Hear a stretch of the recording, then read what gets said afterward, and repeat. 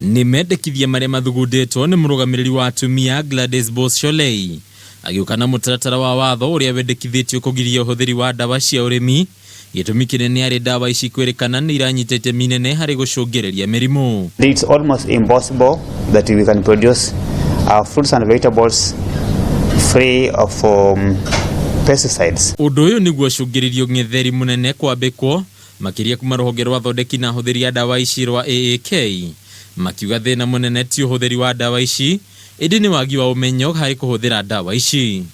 We cannot achieve food security of this country without the use of pesticides. The flower industry in this country brings in about 113 billion Kenyan shillings annually, and the fruits and vegetables bring in about 40 billion shillings.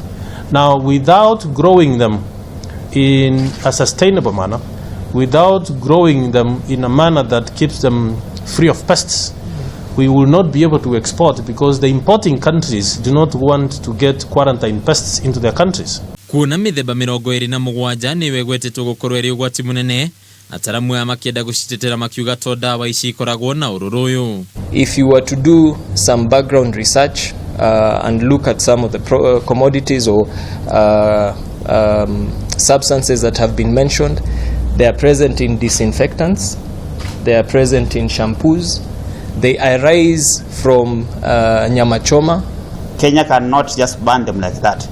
Otherwise, we will be taken to the international court to explain why this action. Wagi wa umenyo kuri arimi hari uhuthiri wa dawa ici ukorwo tutathina munene kuri aningi arimi amwe morotetwo ni kugetha irio itakinyanirie matuko maria magirire niguo ithirwo ni ururu wa dawa ici. The users of pesticides at the farm level,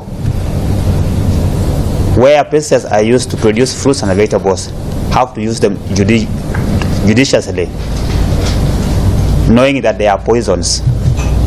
They can kill pests, but they can also affect humans. Handini hamedhe ya Wonjoria Kameme TV, reto rako ni Mbataru wa Mwangi.